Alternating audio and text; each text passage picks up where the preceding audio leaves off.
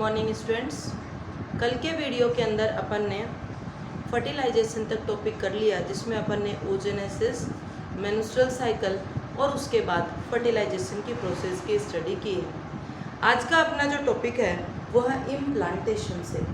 ठीक है, तो व्हाट इज इम्प्लांटेशन, यानी जाइगोट के अंदर बार बार माइटोटिक डिवीज़न होते हैं और माइटोटिक डिवीज़न होने से जाइगोट इस्थमस पार्ट है उसकी तरफ ओविडक्ट से, ठीक है, यूट्रस की तरफ इस्थमस पार्ट है उससे मूवमेंट करना स्टार्ट करता है और फिर जाकर के यूट्रस की इनर मोस्ट लेयर के अंदर इम्प्लांट हो जाता है।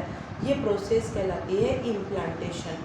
तो बच्चों, इम्प्लांटेशन के ऊपर पहुंचने से पहले हमें क्या देखना है, जैसे ये है फीमेल रिप्रोडक्टिव सिस्टम का पार्ट ओविडक्ट। ठीक है, ओविडक्ट को क्या कहा जाता है, फैलोपियन ट्यूब भी कहा जाता है। ठीक है, हाफ डायग्राम है वही आपको मैं शो करके बता रही हूँ। ये यूट्रस की इनर मोस्ट लेयर, ठीक है, ये यूट्रस की आउटर मोस्ट मायोमेट्रियम, मीजोमेट्रियम और एंडोमेट्रियम, ये तीनों लेयर हो गई। ये ओवरी, ओव्यूलेशन की प्रोसेस के दौरान ओवरी से ओवा रिलीज हुआ और उस ओवा को इनटेक कर लिया जाता है किसके द्वारा, ampulla part of fallopian tube के द्वारा।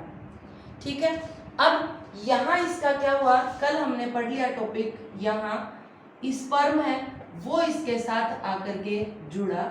इट मीन्स यहाँ प्रोसेस हो गई किसके, फर्टिलाइजेशन की। ठीक है, क्योंकि हम जानते हैं fusion of male and female gamete is known as fertilisation.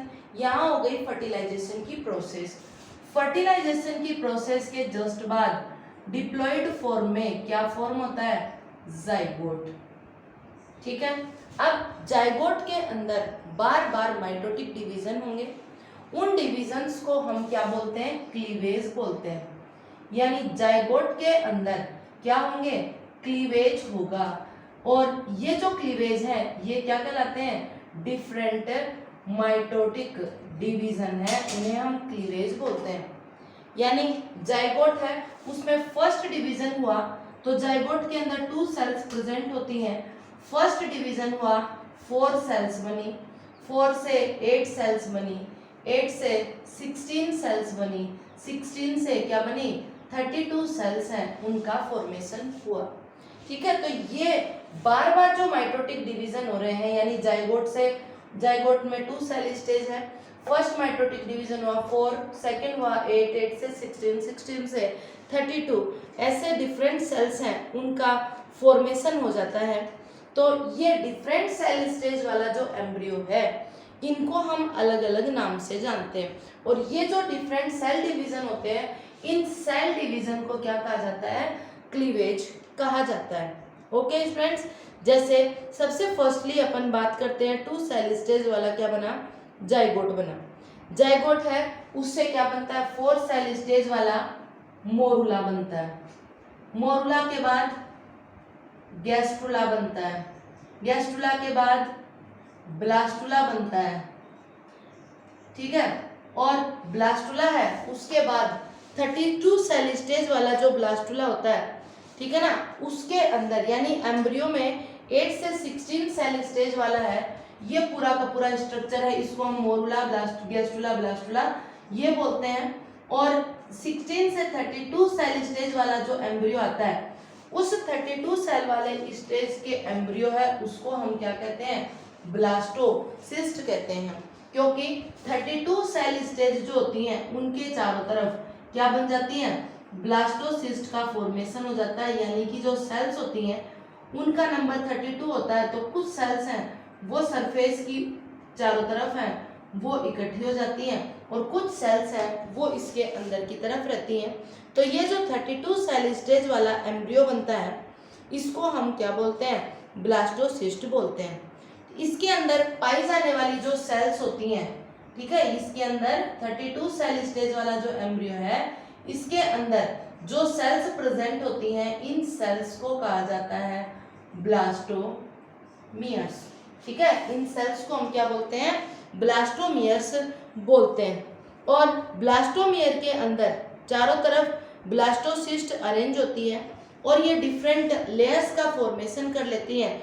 उन डिफरेंट लेयर्स को हम क्या बोलते हैं, आउटर जो लेयर है उनको तो हम बोलते हैं ट्रोपोब्लास्ट, और inner cell mass internal surface को बोलते हैं। यानी ब्लास्टोमियर और ये क्या कहलाता है, ब्लास्टोसिस्ट कहलाता है। इसके अंदर क्या होता है कि आउटर जो सेल्स होती हैं जो बाहर की तरफ इकट्ठी हो जाती हैं, वो सारी की सारी जो लेयर्स का फॉर्मेशन करती हैं उनको तो कहा जाता है ट्रोफोब्लास्ट। और अंदर की साइड में जो सेल प्रेजेंट होती हैं वो फॉर्म करती हैं इनर सेल मास। ठीक है, तो इस तरीके से ब्लास्टोमियर और ब्लास्टोसिस्ट है उसके अंदर क्या होता है, डिफरेंशिएशन होता है।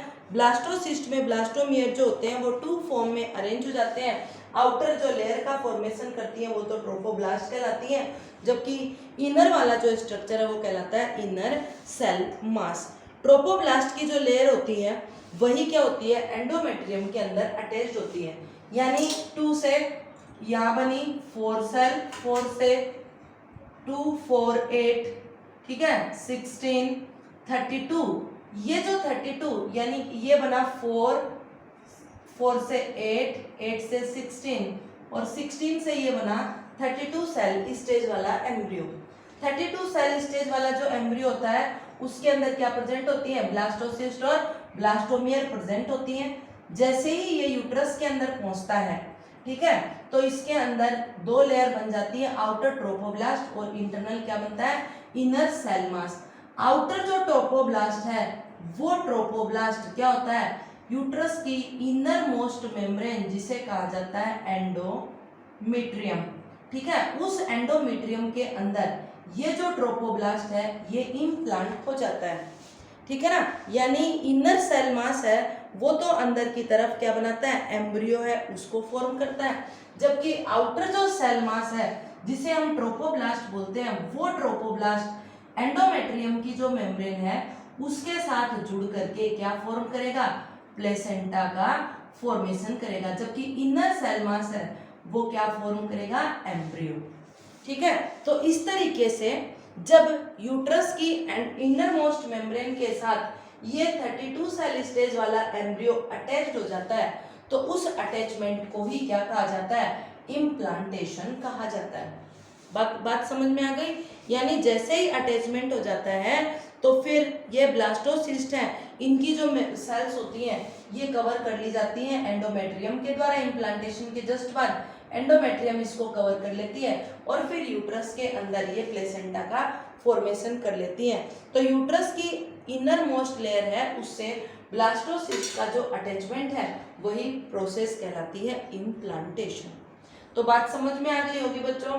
कल मैंने आपको बताया था कि सबसे पहले क्या होता है, फर्टिलाइजेशन के बाद जाइगोट का फॉर्मेशन होता है। तो ये तो हो गया स्पर्म और ओवम का फ्यूजन जो ओविडक्ट या फैलोपियन ट्यूब में होता है। यहाँ हो गई फर्टिलाइजेशन की प्रोसेस। सबसे पहले फॉर्म हुआ जाइगोट। जाइगोट के अंदर लगातार सेल डिवीजन होते हैं, वो माइटोटिक टाइप के डिवीजन होते हैं। ये माइटोटिक डिवीजन क्लीवेज कहलाते हैं और इन क्लीवेज के फलस्वरूप 2 से 4, 4 से 8, 8 से 16, 16 से 32 सेल स्टेज वाला एम्ब्रियो बनता है, जिन्हें मोरुला, गैस्ट्रुला, ब्लास्टुला, ठीक है, इन नामों से अपन जानते हैं। और ये जो 32 सेल स्टेज वाला एम्ब्रियो बना है इसके अंदर सेल का डिफरेंशिएशन होता है। आउटर सेल्स हैं वो तो ब्लास्टोसिस्ट का फॉर्मेशन करती हैं, जबकि इनर सेल है वो ब्लास्टोमियर्स के फॉर्म में प्रेजेंट हो जाती हैं। इनर सेल ब्लास्टोमियर्स है वो तो इनर सेल मास का फॉर्मेशन करती हैं, जबकि ब्लास्टोसिस्ट है वो क्या बना देती है, ट्रोफोब्लास्ट का फॉर्मेशन कर देती है। ये ट्रोफोब्लास्ट एंडोमेट्रियम जो इनर मोस्ट मेम्ब्रेन है यूट्रस की उसके अंदर जाकर के इम्प्लांट हो जाता है, जबकि इनर सेल मास है वो एम्ब्रियो की फॉर्म में कन्वर्ट हो जाता है। ठीक है, और ट्रोफोब्लास्ट है वही एंडोमेट्रियम की इनर मोस्ट मेम्ब्रेन के साथ यानी यूट्रस की इनर मोस्ट मेम्ब्रेन के साथ जुड़ करके प्लेसेंटा बनाता है। तो इस तरीके से एम्ब्रियो है वो क्या होता है, यूट्रस की एंडोमेट्रियम में इम्प्लांट हो जाता है, स्थित हो जाता है, फिक्स हो जाता है। तो यही प्रोसेस कहलाती है इम्प्लांटेशन। उसके बाद नेक्स्ट जो टॉपिक आता है वो है आपकी प्रेगनेंसी और एम्ब्रियोनिक डेवलपमेंट।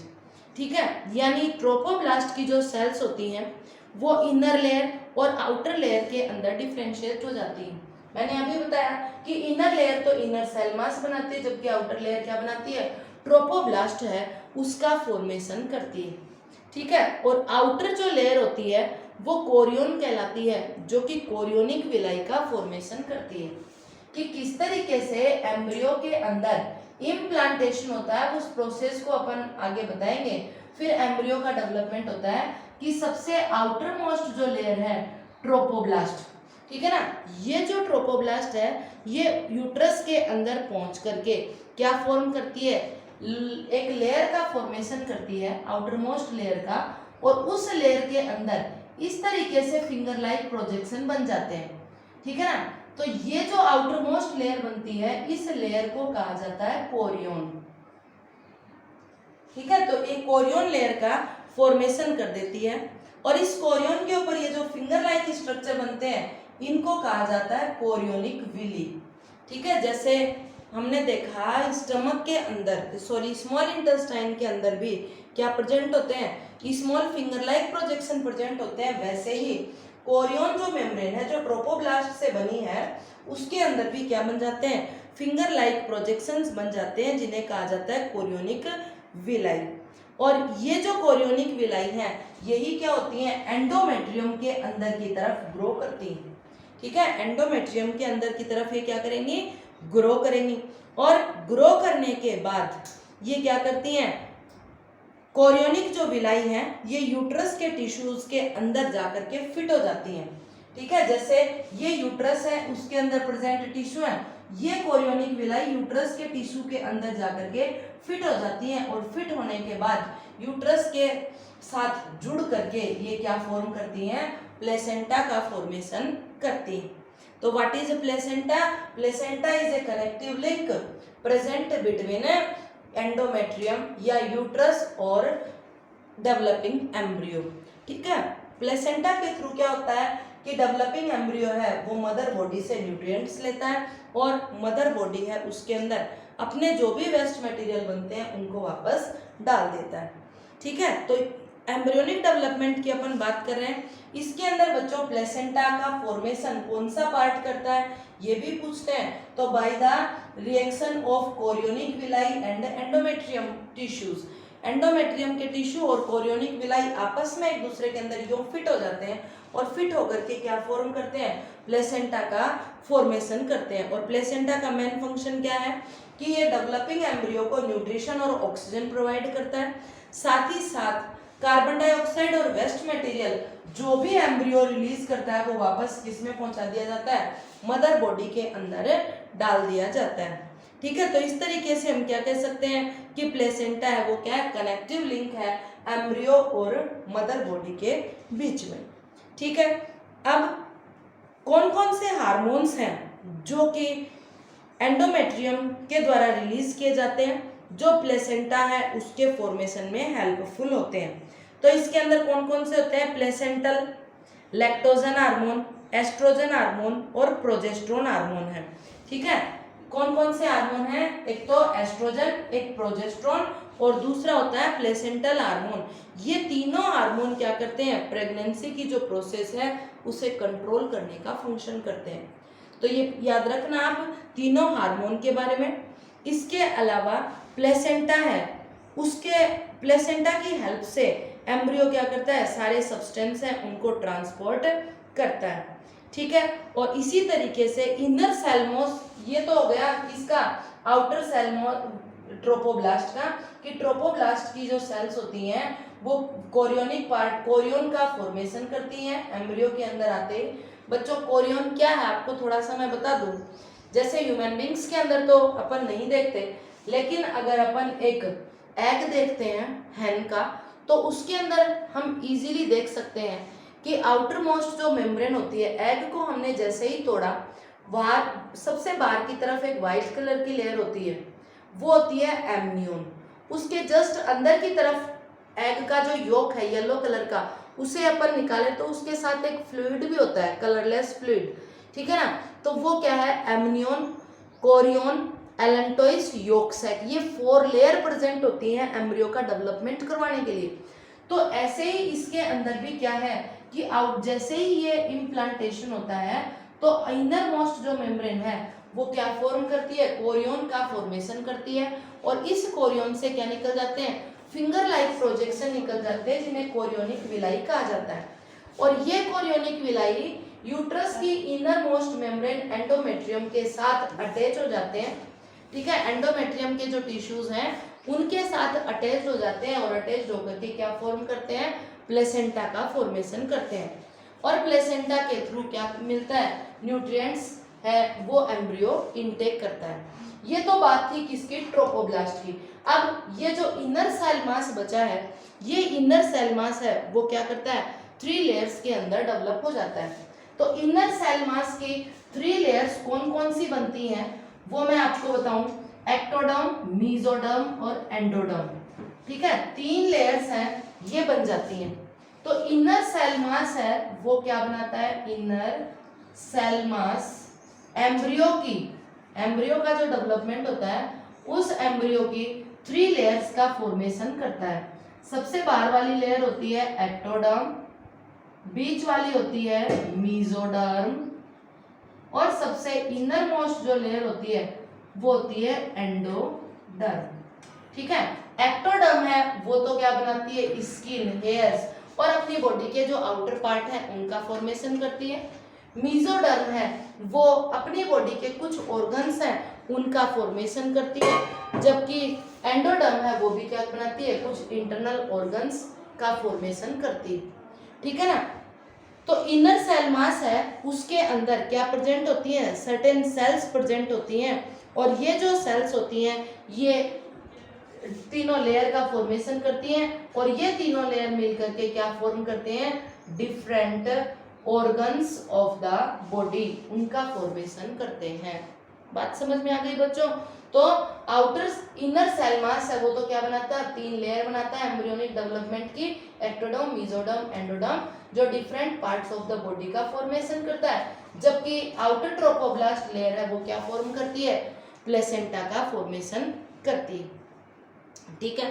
अब क्या होता है, हर मंथ यानी कि बच्चा है वो मदर बॉडी के अंदर 9 मंथ है उसके बाद जन्म लेता है, यानी आफ्टर फर्टिलाइजेशन के 9 महीने बाद बच्चा जन्म लेता है। तो इन 9 मंथ्स के पीरियड में क्या क्या चेंजेस आते हैं, तो वो देखिए कि 1 मंथ जब हो जाता है प्रेगनेंसी का तो उस समय सबसे पहले फर्स्ट जो मंथ कंप्लीट हो जाता है तो उसमें सबसे पहले एम्ब्रियो का जो हार्ट है वो डेवलप होता है, ठीक है। सेकंड मंथ जो होता है प्रेगनेंसी का उसके अंदर उसमें लिम्स और डिजिट्स हैं वो बन जाती हैं, ठीक है ना। तो सेकंड जो मंथ होता है उसके अंदर क्या बनती हैं, लिम्स और डिजिट्स, यानी हाथ पैर और अंगुलियां हैं उनका फॉर्मेशन हो जाता है। थर्ड जो मंथ होता है उसके अंदर ऑर्गन सिस्टम्स हैं उनका फॉर्मेशन हो जाता है। तो थर्ड मंथ के अंदर क्या बनते हैं, डिफरेंट ऑर्गन सिस्टम जैसे कि डाइजेस्टिव, रेस्पिरेटरी, एक्सक्रीटरी, ये ऑर्गन सिस्टम है ये डेवलप हो जाते हैं, ठीक है। साथ ही साथ 5th जो मंथ है वहां तक एम्ब्रियो क्या करता है, मूवमेंट करना शुरू कर देता है, यानी मदर की यूट्रस के अंदर ही 5th मंथ में एम्ब्रियो के अंदर क्या स्टार्ट हो जाती है, मूवमेंट स्टार्ट हो जाती है, ठीक है। 6th मंथ के अंदर बॉडी है, 6 मंथ के अंदर बॉडी जो होती है वो फाइन हेयर आईलिड्स हैं इनसे कवर हो जाती है, ठीक है। आईलिड्स हैं वो सेपरेट हो जाती हैं, और इसी तरीके से 9 मंथ जो होता है प्रेगनेंसी का उसके अंदर फिटस कंप्लीटली डेवलप्ड हो जाता है, ठीक है। तो हम क्या कह सकते हैं कि एम्ब्रियो का या फिटस का जो डेवलपमेंट है वो मदर बॉडी के अंदर कितने दिन में कंप्लीट हो जाता है, 9 मंथ्स के अंदर कंप्लीट हो जाता है। ओके स्टूडेंट्स, उसके बाद नेक्स्ट जो अपना टॉपिक आता है वो है पार्चुरेशन। पार्चुरेशन का मतलब होता है प्रसव क्रिया या डिलीवरी, यानी 9 मंथ तक बच्चे का जन्म हो गया और उसके जन्म 9 मंथ तक बच्चे का एम्ब्रियो का फुली डेवलपमेंट हो गया, और उसके बाद बच्चे का जन्म होता है तो उस जन्म होने की जो प्रोसेस होती है उसको कहा जाता है पार्चुरेशन। तो डेफिनेशन क्या हो जाएगी कि the process of birth of child is known as parturition. और पार्चुरेशन की जो प्रोसेस होती है वो एम्ब्रियो के डेवलपमेंट हो जाता है एम्ब्रियो का कब 9 मंथ्स के अंदर, उसके बाद में स्टार्ट होती है, उसके बाद में होती है। पार्चुरेशन की जो प्रोसेस होती है वो डिपेंड करती है किसके ऊपर, हार्मोन्स के ऊपर। ठीक है, पार्चुरेशन की जो प्रोसेस होती है वो एक क्या है, न्यूरो एंडोक्राइन प्रोसेस है। न्यूरो का मतलब नर्व सेल्स, ठीक है, यानी जिसके अंदर हमारी नर्व सेल्स हैं वो भी इन्वॉल्व है, और एंडोक्राइन प्रोसेस वो होती है जिसके अंदर एंडोक्राइन ग्लैंड्स के द्वारा सीक्रेट किए गए जो हार्मोन्स हैं वो इन्वॉल्व होते हैं। यानी कि न्यूरो एंडोक्राइन जो प्रोसेस है वो होती है पार्चुरेशन की प्रोसेस। ठीक है, और ये न्यूरो एंडोक्राइन प्रोसेस मैकेनिज्म के द्वारा ही इंड्यूस्ड होती है। पार्चुरेशन की जो प्रोसेस होती है इसके अंदर फिटस क्या करता है, फुली डेवलप्ड जो फिटस होता है वो प्लेसेंटा के थ्रू, प्लेसेंटा है उसके प्लेसेंटा के थ्रू जो न्यूट्रिएंट्स हैं उनको लेना कम कर देता है। ठीक है, और साथ ही साथ वो क्या करता है, रिफ्लेक्सेस इजेक्ट करता है, और उन रिफ्लेक्सेस के कारण, वो रिफ्लेक्स है वो किस कारण से करता है, ऑक्सीटोसिन हार्मोन के कारण करता है।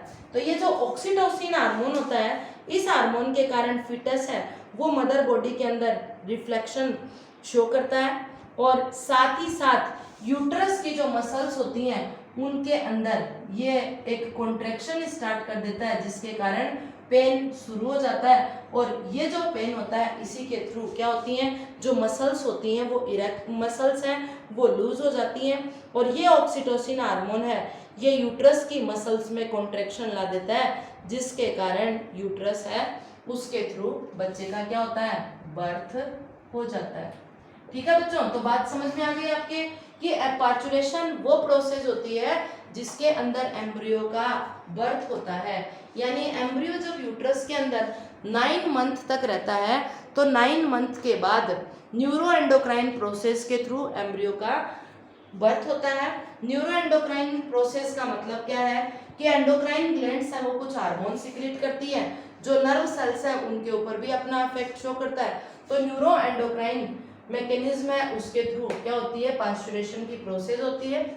इस प्रोसेस के दौरान ऑक्सीटोसिन हार्मोन है वो रिलीज किया जाता है, और ये ऑक्सीटोसिन हार्मोन है इसके रिलीज होने के कारण एम्ब्रियो क्या करता है, मदर बॉडी के अंदर कुछ रिफ्लेक्शन शो करता है, साथ ही साथ यूट्रस की जो मसल्स होती हैं उनके अंदर कॉन्ट्रैक्शन ला देता है जिसके कारण पेन स्टार्ट हो जाता है, और पेन के कारण यूट्रस सर्विक्स और वेजाइना के थ्रू होता हुआ बर्थ कैनाल के थ्रू बच्चे का जन्म हो जाता है। तो ये प्रोसेस कहलाती है पार्चुरेशन।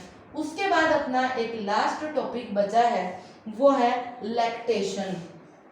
ठीक है, लैक्टेशन का मतलब होता है मिल्क सिक्रीशन, यानी जैसे ही बच्चे का जन्म हो जाता है तो बच्चे के जन्म के बाद मदर के अंदर जो मेमोरी ग्लैंड प्रेजेंट होती हैं उन मेमोरी ग्लैंड से, फीमेल की जो मेमोरी ग्लैंड्स होती हैं उनसे मिल्क सिक्रीशन स्टार्ट हो जाता है, और यही प्रोसेस कहलाती है लैक्टेशन। ठीक है, मदर बच्चे के बर्थ के बाद मदर के द्वारा फर्स्ट सिक्रीटेड जो मिल्क होता है, ठीक है, उस मिल्क को कहा जाता है कोलेस्ट्रम। ठीक है, first milk secreted by mother is known as a colostrum. ठीक है, और ये बहुत ज्यादा क्या होता है, न्यूट्रिटिव मिल्क होता है, गाढ़ा होता है, येलो कलर का होता है। ठीक है ना, तो ये जो इनिशियल मिल्क है, सबसे पहला मिल्क जो मेमोरी ग्लैंड से निकलना शुरू होता है इसको कोलेस्ट्रम कहते हैं। इस कोलेस्ट्रम के अंदर सेवरल एंटीबॉडीज प्रेजेंट होती हैं जो कि बच्चे को न्यूट्रिशन प्रोवाइड करने का काम करती हैं। ठीक है, और जैसे जैसे बच्चा क्या करता है, ब्रेस्ट फीडिंग करता है, ठीक है, जैसे जैसे बच्चा मिल्क को सक करता है या ब्रेस्ट फीडिंग करता है वैसे वैसे लैक्टेशन की जो प्रोसेस है वो इंक्रीज होती जाती है। ओके स्टूडेंट्स, तो lactation is also part of A reproductive system, ठीक है, क्योंकि बच्चे के जन्म के बाद फर्स्ट मिल्क जो मदर के द्वारा सिक्रीट किया जाता है वही क्या कहलाता है, कोलेस्ट्रम कहलाता है। और कोलेस्ट्रम के अंदर बहुत सारी एंटीबॉडीज प्रेजेंट होती हैं जो कि बच्चे को न्यूट्रिशन प्रोवाइड करने का काम करती हैं। ओके स्टूडेंट्स, तो ये आपका चैप्टर नंबर 3 कंप्लीट है, ठीक है। इसके नोट्स की पीडीएफ आपको सेंड कर दी जाएगी। पहले आप चैप्टर 2 के क्वेश्चन आंसर्स वो पूरा कंप्लीट करने के बाद ही चैप्टर 3 है उसको शुरू करोगे, और फिर उसके क्वेश्चन आंसर और नोट्स आपको सेंड कर दिए जाएंगे, वो पूरे कर लेना, समझ लेना। जो बात नहीं समझ में आई वो अपन आगे फिर से डिस्कस कर लेंगे। ओके स्टूडेंट्स, तो आज के वीडियो में इतना ही। कल के वीडियो के अंदर अपन स्टार्ट करेंगे next chapter, chapter number 4। Okay thanks, घर पे रहिए, सुरक्षित रहिए।